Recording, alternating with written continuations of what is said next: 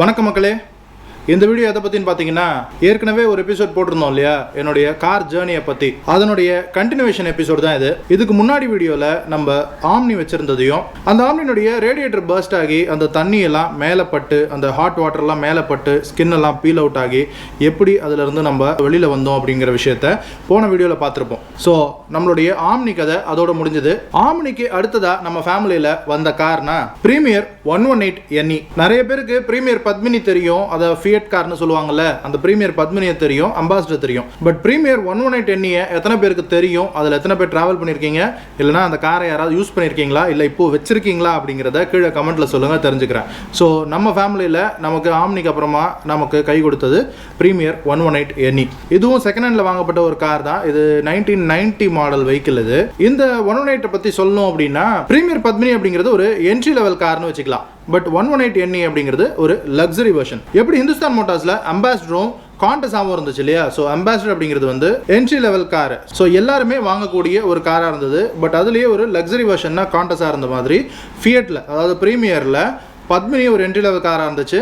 118 NE அப்படிங்கிறது வந்து ஒரு லக்ஸரி எடிஷன். சஸ்பென்ஷன்லேருந்து உங்களுக்கு சீட்டிங்லேருந்து எல்லாமே கொஞ்சம் டிஃப்ரெண்ட்டாக இருக்கும். நம்ம வச்சிருந்த 118 NE வந்து ஒரு சாக்லேட் ப்ரௌன் கலரில் வாங்கியிருந்தோம். அண்ட் ஆஸ் யூஷுவல் நம்ம அதை அப்படியே வச்சுக்க மாட்டோம் இல்லையா, எப்படியும் அதில் நம்ம கைங்கரியத்தை காட்டுவோம். ஸோ அதை ரீபெயிண்ட் பண்ணோம், ஒரு ஒயிட் கலரில் ரீபெயிண்ட் பண்ணோம். அதனுடைய டோர் ட்ரிம்ஸ் எல்லாம் மேட் பிளாக்ல பெயிண்டிங் பண்ணி ஃபினிஷிங் பண்ணியிருந்தோம். வீல்ஸ் எல்லாம் பிளாக் கலரில் பெயிண்ட் பண்ணியிருந்தோம். அலாய் வீல் சேஞ்ச் பண்ணலை. பட் நார்மல் ஸ்டீல் ரிம்ஸையே வந்து நம்ம பிளாக் கலரில் பெயிண்ட் பண்ணியிருந்தோம், அந்த ஒயிட் அண்ட் பிளாக் காம்பினேஷன் வரணும் அப்படின்றதுக்காக. அண்ட் அதில் கென்வுட்னுடைய ஆடியோ சிஸ்டம் ஒன்றும் போட்டிருந்தோம். அப்போல்லாம் வந்து கேசட் பிளேயர் தான். So cassette player கென்வுட்டோடது.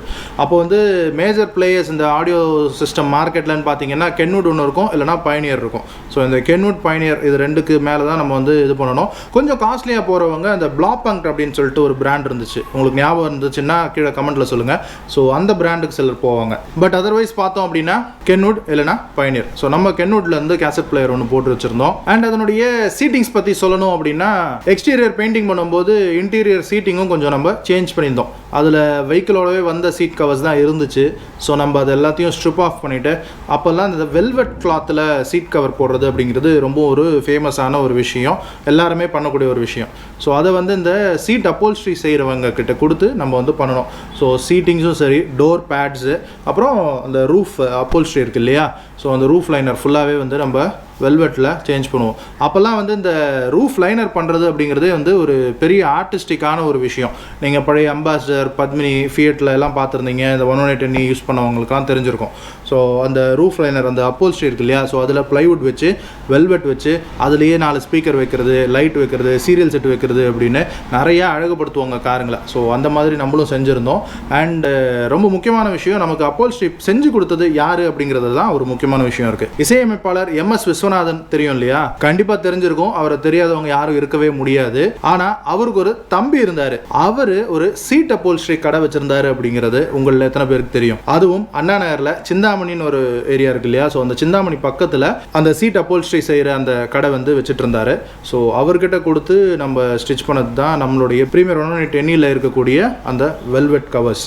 அந்த டைமில் அவர் தான் நமக்கு, நம்ம குடும்பத்துக்கே ஒரு ஆஸ்தான சீட் அப்போல்ஸ்ட்ரி மேக்கராக இருந்தாருன்னு வச்சுக்கோங்களேன். ஏன்னா நம்ம பிரீமியர் 118 வச்சிருந்தப்போ பேரலா அப்போதான் டாடா சூமோ அப்படிங்கிறது மார்க்கெட்டில் ரொம்பவும் ஒரு பிரபலமான வெஹிக்கிளாக இருந்தது. ஸோ நம்ம வீட்டில் நம்ம பெரியப்பா வச்சுருந்தாங்க. ஸோ அதுக்கும் நம்ம அப்போல்ஸ்ட்ரி ஒர்க் எல்லாமே இவர்கிட்ட பண்ணியிருந்தோம். அந்த சூமோலையும் நம்ம தமிழ்நாட்டில் இந்த பக்கம் கன்னியாகுமரியிலேருந்து அந்த பக்கம் சத்தியமங்கலம் வரைக்கும் தமிழ்நாட்டில் கிறிஸ் கிராஸாக ஃபுல்லாக நம்ம டூர் பண்ணியிருக்கிறோம். ஸோ அந்த டாடா சூமோவும் ஒரு மறக்க முடியாத ஒரு கார் தான். இந்த 118 NEல நம்ம போன ட்ரிப்ஸ் என்னன்னு பார்த்தோம் அப்படின்னா, நிறைய ட்ரிப்ஸ் போயிருக்கிறோம் சவுத்து ஃபுல்லாகவே. ஸோ அதர் ஸ்டேட்டு அதிகமாக போனதில்லைன்னு நினைக்கிறேன். பட் தமிழ்நாடு ஃபுல்லாக வந்து டூர் பண்ணியிருக்கிறோம். அண்ட் இப்போ இந்த மேட்டூர் டேம் இருக்குது இல்லையா, இப்போ நீங்கள் மேட்டூர் டேம் போனீங்க அப்படின்னா கூட அந்த டேம் மேலே இருக்கிற அந்த ரோடில் நம்மள ட்ராவல் பண்ண விடுறதில்ல. ஸோ டேம் வீக் ஆகிடுச்சு அப்படிங்கிற காரணத்தினால அதுக்கு மேலே வெஹிக்கிள்ஸ் போகிறதுக்கு அலோவ் பண்ணுறதில்ல. பட் அந்த டைமில் அலோவ் பண்ணிக்கிட்டு இருந்தாங்க. அந்த ஃபோட்டோ இருந்தால் நான் போடுறேங்க. மேட்டூர் டேம் மேலே நம்ம காரோடு நிற்கிற அந்த ஃபோட்டோ ஒன்று இருக்கும். ஸோ அது இப்போ நினச்சாலும் எடுக்க முடியாத ஒரு விஷயம்னு வச்சுக்கோங்களேன். ஏன்னா மேட்டூர் டேம் மேலே அலோவ் பண்ணுறதில்ல. அண்ட் இந்த 118 NEனுடைய இன்ஜினை பற்றி சொல்லணும் அப்படின்னா, இது ஒரு 1100 and odd cc இருக்கக்கூடிய ஒரு இன்ஜின் தான். நீங்கள் எதிர்பார்க்குற மாதிரி பிஹெச்பி டார்க்கு அதெல்லாம் வந்து பெரிய ஒரு பேசு பொருளாகவே அந்த காலத்தில் கிடையாது. அந்த இன்ஜினுடைய ரிஃபைன்மெண்ட் எந்த அளவுக்கு ஸ்மூத்தாக இருக்கும் அப்படின்னா, அது ஒரு நார்மல் பெட்ரோல் இன்ஜின், கார்பரேட்டர் வச்ச ஒரு பெட்ரோல் இன்ஜின் தான். இப்போ இருக்கிற மாதிரி எம்பிஎஃப்ஐ அந்த கான்செப்ட் எலக்ட்ரானிக்ஸ் எதுவுமே கிடையாது. ஜஸ்ட் கார்பரேட்டர், ஃப்ளோட்டு, அதுக்கு 2 ஸ்க்ரூ, அதை அட்ஜஸ்ட் பண்ணி தான் நம்ம வந்து ஐட்லிங்லேருந்து மைலேஜ் டியூனிங்லேருந்து எல்லாமே நமக்கு வந்து அந்த 2 ஸ்க்ரூ, அந்த கார்பரேட்டர் தான். பட் இன்ஜின் வந்து அவ்வளவு அருமையாக அவ்வளவு ஸ்மூத்தாக இருக்கும். அண்ட் சஸ்பென்ஷன் சொல்லவே வேணாம், கப்பலில் போகிற மாதிரி இருக்கும், அப்படியே மிதக்கும். அதுவும் அந்த ரியர் சீட் இருக்குது பாருங்கள், ஃப்ரண்ட் சீட்ஸ் கூட சூப்பராக இருக்கும். அதில் வந்து பக்கெட் சீட் வித் ஃப்ளோர் கியரோட தான் வரும். பத்மினியில் வந்து உங்களுக்கு ஹேண்ட் கியர் வரும். பட் ஆனால் 118 உங்களுக்கு வந்து ஃப்ளோர் கியர் தான் வரும். ரொம்பவே சூப்பராக இருக்கும். அண்ட் இப்போ பேசுகிறோம்ல, அந்த சாஃப்ட் பிளாஸ்டிக்கு டேஷ்போர்டு ஹார்ட் பிளாஸ்டிக்காக இருக்குது, சாஃப்ட் பிளாஸ்டிக் இல்லை, காஸ்ட் கட்டிங்கு, வெங்காயம், வெள்ளைப்பூண்டெல்லாம் அந்த காலத்தில் அப்போது ப்ரீமியர் பத்மினியில் hard and soft plastic mix ஆன மாதிரியான ஒரு மெட்டீரியலில் தான் அந்த டேஷ்போர்ட் இருக்கும் 118. ஈவன் அந்த ஸ்டேரிங் பார்த்தீங்க அப்படின்னா, ஸ்டேரிங் இந்த ஹார்ன் அடிக்கிற அந்த பிளாட்ஃபார்ம் எல்லாமே வந்து நீங்கள் நகத்தை வச்சு குத்துனீங்கன்னா அப்படியே சாஃப்டாக உள்ளே போகும். ஸோ அந்த மாதிரியான ஒரு விஷயம் இருக்கும். அண்டு டேஷ்போர்ட் டயல்ஸ் பார்த்தீங்கன்னா அதில் ஆர்பிஎம் மீட்டர்னு நினச்சிருப்பீங்க நிறைய பேர். அது ஆர்பிஎம் மீட்டரில் அது ஆக்சுவலாக ஒரு கிளாக் கொடுத்துருப்பாங்க. ஸோ அந்த மாதிரியான விஷயங்கள் ரொம்பவே நல்லாயிருக்குங்க. அண்ட் இதில் இன்பில்ட் ஏசி கூலிங் வந்து செம சில்னஸ்ஸு. ஸோ அந்த மாதிரியான விஷயங்கள் என்ன வேணால் நீங்கள் மாடிஃபை பண்ணலாம். அண்ட் அந்த பூட் ஸ்பேஸ் இருக்குது பாருங்கள், ஐயோ சான்ஸே இல்லை. நீங்கள் 6 பேர் உள்ளே உட்காந்து போகலாம். ரியர் சீட்டில் 4 பேர் தாராளமாக உட்காரலாம். பெரிய கிராம்பாக ஒன்றுமே இருக்காது. ஃப்ரண்ட்டில் 2 பேர், முடிஞ்சால் ஃப்ரண்ட்டு பக்கத்து சீட்டில், டிரைவருக்கு பக்கத்து சீட்டில் 2 பேர் கூட உட்காரலாம். ஸோ அந்த மாதிரியான ஒரு அந்தளவுக்கு ஒரு பெரிய பக்கெட் சீட் இருக்குன்னு வச்சுக்கோங்களேன். ஸோ இதுதான் ப்ரீமியர் 118, நம்மளுடைய ப்ரீமியர் 118னுடைய கதை. அடுத்ததாக ப்ரீமியர் 118க்கு அப்புறமா நம்ம ஃபேமிலியில் என்ட்ரான வெஹிக்கிள் அப்படின்னு பார்த்தோம்னா மாருதி 800. நம்ம வச்சுருந்த மாருதி 800 வந்து 1996 மாடல். கலர் பார்த்தீங்க அப்படின்னா நெப்டியூன் ப்ளூன்னு சொல்லுவாங்க. அது ஒரு மாதிரியான ஒரு டார்க் ப்ளூ கலர்னு வச்சுக்கலாம். அது எங்கள் அம்மாவுக்கு ரொம்ப பிடிச்சமான ஒரு கலர்னு கூட சொல்லுவேன். இந்த மாருதி 800 பொறுத்த வரைக்கும் மாடிஃபிகேஷன்ஸ் அப்படின்னா 0. நம்ம இதில் ஒன்றுமே டச் கூட பண்ணலை. நம்ம வச்சுருந்த மாருதி 800 வந்து டைப் 2. டைப் 1 அப்படிங்கிறது ஃபர்ஸ்ட்டு இந்திரா காந்தி லான்ச் பண்ணாங்க இல்லையா, அந்த மாருதி SS80 அப்படின்னு சொல்லுவாங்க. ஸோ அதுதான் வந்து டைப் 1. அதுக்கப்புறமா 90s பிகினிங்கில் டைப் 2 ஸ்டார்ட் ஆச்சு. ஸோ அதில் வந்து பானட் ஓப்பன் பண்ணுறதுக்கு நம்ம பானட்டுக்குள்ளே விரலை விட்டு நம்ம அந்த லீவரை ப்ரெஸ் பண்ணி லிஃப்ட் பண்ணுறோம்ல, அதுக்கு பதிலாக பானட் மேலேயே மாருதி லோகோ போட்டு ஒரு சின்ன பிளாஸ்டிக் பட்டன் மாதிரி இருக்கும், அதை ப்ரெஸ் பண்ணி திறக்கிற மாதிரி ஒரு டைப்பு. அதுக்கப்புறமா 95, 96 மாடல்ஸ் எல்லாமே வந்து இப்போ இருக்கிற மாதிரி பானட்குள்ளே விரல விட்டு அதை நீக்கி ஓப்பன் பண்ணுற மாதிரியான ஒரு விஷயம் வந்துருச்சு. ஸோ நம்ம வச்சுருந்தது 96 மாடல். அந்த ஸ்கொயர் ஹெட்லாம்ப்ஸ் இருக்கும், நான் ஃபோட்டோஸ் போடுறேன் பாருங்கள். பட் இதில் நம்ம பெரிய அளவுக்குன்னு இல்லை, எந்த விதமான ஒரு அப்கிரேடேஷன் எதுவுமே பண்ணலை. ஈவன் அது வந்த ஸ்டாண்டர்ட் டயர்ஸில் தான் வந்துச்சு. ஈவன் ரேடியல் டயர்ஸ் கூட கிடையாது. நம்ம 2 வாட்டியோ 3 வாட்டியோ டயர்ஸ் ஸ்வாப் பண்ணோம், டயர்ஸ் சேஞ்ச் பண்ணோம். அப்போ கூட நம்ம வந்து ரேடியல் டயர்ஸுக்கு வந்து நம்ம போகலை. ஸோ நம்ம நார்மல் ஸ்டாண்டர்ட் டயர்ஸ் தான் போட்டிருந்தோம். ரொம்ப முக்கியமாக சிட்டி டிரைவிங் அப்படிங்கிறது ஒரு சூப்பரான ஒரு விஷயம். அண்ட் இதில் நம்ம யூஸ் பண்ணியிருந்த மியூசிக் சிஸ்டம் அப்படின்னா, இது மியூசிக் சிஸ்டம்னு எப்படி சொல்கிறதுன்னு தெரில. 2000கள் ஸ்டார்டிங்லேயே எடுத்துக்கலாமே. இப்போ அந்த டைமில் வந்து எஃப்எம் அப்படிங்கிற கான்செப்ட் வந்து ஒரு அழிகிற ஒரு கான்செப்டாகவே மாறிடுச்சு. நிறைய பேர் எஃப்எம் கேட்குறது அப்படிங்கிற அந்த விஷயத்தையே வந்து விட்டுற ஒரு கண்டிஷனுக்கு வந்துட்டாங்க. ஏன்னா அது வரைக்கும் வந்து இந்த எஃப்எம் அப்படிங்கிறது வந்து ஒரு கவர்மெண்ட் விஷயமாகவே இருந்தது. ஆல் இண்டியா ரேடியோ அதுதான் மேக்ஸிமம் இருந்ததுன்னு வச்சுக்கோங்களேன். அதுக்கப்புறம் 2002, 2004 அந்த காலகட்டத்தில் தான் வந்து சூரியன் எஃப்எம், ரேடியோ மிர்ச்சி இவங்கெல்லாம் வந்து ப்ரைவேட்டாக ஒரு எஃப்எம் ஸ்டேஷன்ஸ் ஆரம்பிக்கிறாங்க. இன்ட்ரெஸ்டிங்கான ப்ரோக்ராம்ஸ் நடத்துகிறாங்க.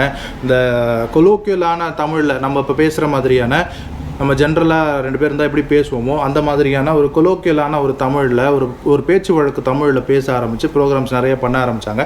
ஸோ அதிலிருந்து எஃப்எம் அப்படிங்கிறது ஒரு பூம் ஆகி இப்போ வரைக்கும் நல்லா போயிட்டுருக்குன்னு வச்சுக்கலாமே. ஸோ அந்த டைமில் நம்ம இந்த 800 அப்படிங்கிறது வந்து சிட்டி காரை தான் நம்ம யூஸ் பண்ணிக்கிட்டு இருந்தோம்.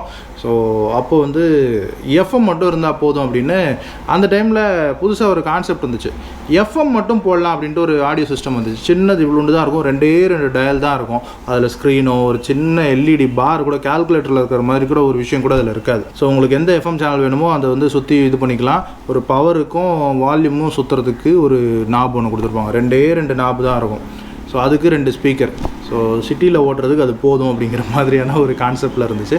நம்ம வச்சுருந்த 800 வந்து ஸ்டாண்டர்ட். ஸோ அப்போ வந்து ஸ்டாண்டர்ட் டீலக்ஸ் அப்படின்னு 2 வேரியண்ட்டு தான். ஐ திங்க் டீலக்ஸில் தான் ஏசி வரும் அப்படின்னு நினைக்கிறேன். நம்ம வச்சுருந்தது ஸ்டாண்டர்ட் மாடல் 800. அதில் ஏசி கூட கிடையாது, நான் ஏசி வெஹிக்கிள் தான். பட் வெஹிக்கிள் வந்து சான்ஸே கிடையாது. ரொம்பவே ஒரு சூப்பர்பான ஒரு வண்டி. இன்றைக்கி வரைக்கும் வச்சுருந்தாலுமே கூட அது இன்றைக்கும் பர்ஃபார்மன்ஸ் குறையாமல், எந்தவித பிரச்சனையும் கொடுக்காமல், பெரிய மெயின்டெனன்ஸ் செலவு இல்லாமல் இன்றைக்கும் சூப்பராகவே ஓடிக்கொண்டு இருக்கக்கூடிய ஒரு வெஹிக்கிளாக இருந்திருக்கும். பட் துரதிருஷ்டவசமாக நம்ம வெஹிக்கிள் மாற்றுறதுனால அது மாறிவிட்டது. அண்ட் நம்ம இந்த 96 மாடல் 800 வச்சுருந்த டைம்லேயே நம்ம சித்தப்பா ஒரு ஒயிட் கலர் 800 ஒன்று வாங்கியிருந்தாங்க, 99 மாடல். அதுலேயும் நிறைய மெமரிஸ் இருக்குது. பழனி போயிட்டு வந்தது, திருப்பதி போயிட்டு வந்தது, இந்த மாதிரி நிறைய மெமரிஸோடு இருக்கக்கூடிய ஒரு கார் தான்.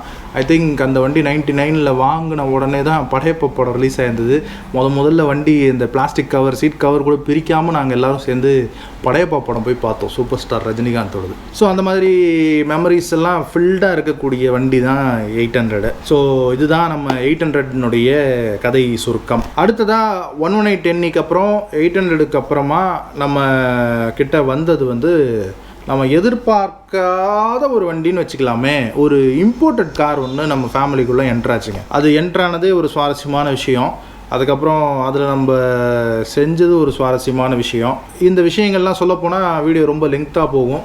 ஐ திங்க் நம்ம வச்சுருந்த இந்த இம்போர்ட்டட் காரை பற்றி நம்ம அடுத்த வீடியோவில் பேசலாம் அப்படின்னு நினைக்கிறேன். அது எந்த கம்பெனி, எந்த பிராண்டு, அதை எப்படி நம்ம கைக்கு வந்துச்சு, அதை எப்படி நம்ம மெயின்டைன் பண்ணோம், அந்த காரில் நம்ம எங்கெங்கெல்லாம் ட்ராவல் பண்ணியிருக்கோம், அதனுடைய மெமரிஸ் எல்லாத்தையுமே நம்ம அடுத்த வீடியோவில், அடுத்த எபிசோடில் பார்க்கலாம். ஓகே மக்களே, மற்றும் ஒரு வீடியோவில் உங்களை வந்து சந்திக்கிறேன். அது வரைக்கும் டாடா, பபாய்.